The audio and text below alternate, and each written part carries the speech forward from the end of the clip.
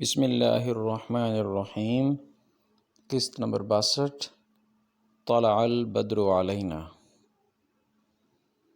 مکہ میں جب قریش کو نبی کریم صلی اللہ علیہ وسلم کا کچھ پتہ نہ چلا تو وہ لوگ حضرت ابوبکر صدیق رضی اللہ عنہ کے دروازے پر آئے۔ ان میں ابو جہل بھی تھا۔ دروازے پر دستک دی گئی تو حضرت ابوبکر صدیق رضی اللہ عنہ کی بڑی بیٹی حضرت اسماء رضی اللہ عنہا باہر نکلیں۔ ابو جہل نے پوچھا، تمہارے والد کہاں ہیں؟ وہ بولی، مجھے نہیں معلوم۔ یہ سن کر ابو جہل نے انہیں ایک زوردار تھپڑ مارا۔ تھپڑ سے ان کے کان کی بالی ٹوٹ کر گر گئی۔ اس پر بھی حضرت اسماء رضی اللہ عنہا نے انہیں کچھ نہ بتایا۔ ابو جہل اور اس کے ساتھی بڑبڑاتے ہوئے ناکام لوٹ گئے۔ دوسری طرف مدینہ منورہ کے مسلمانوں کو یہ خبر ملی کہ اللہ کے رسول مکہ معظمہ سے ہجرت کر کے مدینہ منورہ کی طرف چل پڑے ہیں۔ اب تو وہ بے چین ہو گئے۔ انتظار کرنا ان کے لیے مشکل ہو گیا۔ روزانہ صبح سویرے اپنے گھروں سے نکل پڑتے اور حرہ کے مقام تک آ جاتے، جو مدینہ منورہ کے باہر ایک پتھریلی زمین ہے۔ جب دوپہر ہو جاتی اور دھوپ میں تیزی آ جاتی تو مایوس ہو کر واپس لوٹ آتے۔ پھر ایک دن ایسا ہوا، مدینہ منورہ کے لوگ گھروں سے حرہ کے مقام تک آئے۔ جب کافی دیر ہو گئی اور دھوپ میں تیزی آ گئی تو پھر مایوس لوٹنے لگے۔ ایسے میں ایک یہودی حرہ کے ایک اونچے ٹیلے پر چڑھا۔ اسے مکہ کی طرف سے کچھ سفید لباس والے آتے دکھائی دیے۔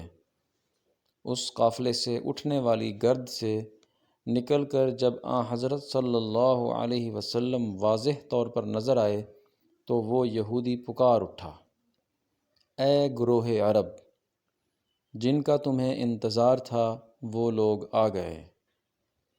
یہ الفاظ سنتے ہی مسلمان واپس دوڑے اور حرہ کے مقام پر پہنچ گئے۔ انہوں نے حضور اقدس صلی اللہ علیہ وسلم اور ان کے ساتھیوں کو ایک درخت کے سائے میں آرام کرتے پایا۔ ایک روایت میں ہے کہ 500 سے کچھ زائد انصاریوں نے آپ صلی اللہ علیہ وسلم کا استقبال کیا۔ وہاں سے چل کر حضور اقدس صلی اللہ علیہ وسلم قبا تشریف لائے۔ اس روز پیر کا دن تھا۔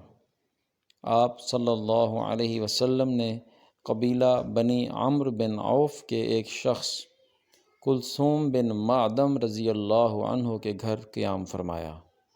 بنی عمرو کا یہ گھرانہ قبیلہ اوس میں سے تھا۔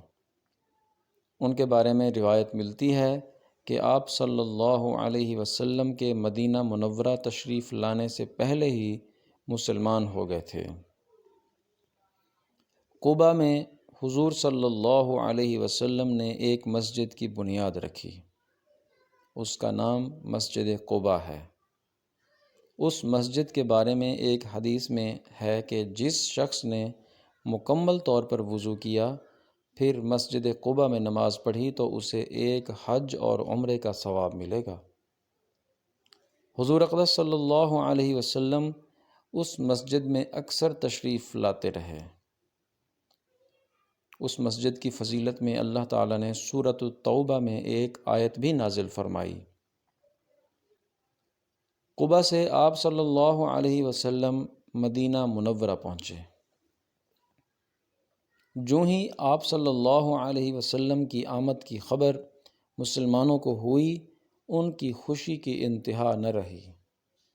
حضرت برا رضی اللہ عنہ فرماتے ہیں کہ میں نے مدینہ والوں کو حضرت صلی اللہ علیہ وسلم کی آمد پر جتنا خوش دیکھا اتنا کسی اور موقع پر نہیں دیکھا۔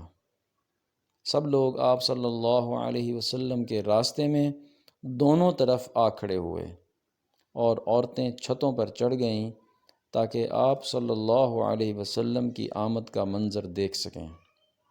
عورتیں اور بچے خوشی سے یہ اشعار پڑھنے لگے۔ 14ویں رات کا چاند ہم پر طلوع ہوا ہے، جب تک اللہ تعالیٰ کو پکارنے والا اس سرزمین پر باقی ہے، ہم پر اس نعمت کا شکر ادا کرنا واجب ہے۔ اے آنے والے شخص جو ہم میں پیغمبر بنا کر بھیجے گئے ہیں، آپ ایسے احکامات لے کر آئے ہیں جن کی پیروی اور اطاعت واجب ہے۔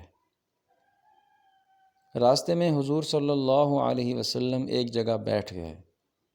حضرت ابوبکر صدیق رضی اللہ عنہ حضور صلی اللہ علیہ وسلم کے پاس کھڑے ہو گئے۔ حضرت ابوبکر رضی اللہ عنہ پر بڑھاپے کے آثار ظاہر ہونا شروع ہو چکے تھے، جبکہ حضور اقدس صلی اللہ علیہ وسلم جوان نظر آتے تھے۔ حضور اقدس صلی اللہ علیہ وسلم کے بال سیاہ تھے، اگرچہ آپ صلی اللہ علیہ وسلم عمر میں حضرت ابوبکر صدیق رضی اللہ عنہ سے 2 سال بڑے تھے۔ اب ہوا یہ کہ جن لوگوں نے پہلے آپ صلی اللہ علیہ وسلم کو نہیں دیکھا تھا، انہوں نے حضرت ابوبکر رضی اللہ عنہ کے بارے میں خیال کیا کہ اللہ کے رسول یہ ہیں، اور گرم جوشی سے ان سے ملنے لگے۔ یہ بات حضرت ابوبکر رضی اللہ عنہ نے فوراً محسوس کر لی۔ اس وقت تک دھوپ بھی حضور اکرم صلی اللہ علیہ وسلم پر پڑنے لگی تھی، چنانچہ حضرت ابوبکر صدیق رضی اللہ عنہ نے اپنی چادر سے حضور صلی اللہ علیہ وسلم پر سایہ کر دیا۔ تب لوگوں نے جانا کہ اللہ کے رسول یہ ہیں۔ پھر نبی کریم صلی اللہ علیہ وسلم اس جگہ سے روانہ ہوئے۔ آپ صلی اللہ علیہ وسلم اونٹنی پر سوار تھے اور ساتھ ساتھ بہت سے لوگ چل رہے تھے۔ ان میں سے کچھ سوار تھے تو کچھ پیدل۔ اس وقت مدینہ منورہ کے لوگوں کی زبان پر یہ الفاظ تھے: اللہ اکبر، رسول اللہ صلی اللہ علیہ وسلم تشریف لے آئے۔ راستے میں آپ کی آمد کی خوشی میں حبشیوں نے نیزہ بازی کے کمالات اور کرتب دکھائے۔ ایسے میں ایک شخص نے پوچھا: اے اللہ کے رسول، آپ جو یہاں سے آگے تشریف لے جا رہے ہیں، تو کیا ہمارے گھروں سے بہتر کوئی گھر چاہتے ہیں؟ اس کے جواب میں آپ صلی اللہ علیہ وسلم نے ارشاد فرمایا: مجھے ایک ایسی بستی میں رہنے کا حکم دیا گیا ہے جو دوسری بستیوں کو کھا لے گی۔ اس کا مطلب یہ تھا کہ دوسری بستیوں کے لوگوں پر اثر انداز ہو جائے گی یا دوسری بستیوں کو فتح کر لے گی۔ یہ جواب سن کر لوگوں نے نبی کریم صلی اللہ علیہ وسلم کی اونٹنی کا راستہ چھوڑ دیا۔ اس بستی کے بارے میں سب کو بعد میں معلوم ہو گیا کہ وہ مدینہ منورہ ہے۔ سیرت کا یہ مبارک سلسلہ جاری ہے۔ آپ سے گزارش ہے کہ چینل کو سبسکرائب کریں، ویڈیو کو لائک کریں اور اسے دوستوں کو شیئر کریں۔ آپ کے تعاون کا شکریہ۔ جزاکم اللہ خیراً کثیرا۔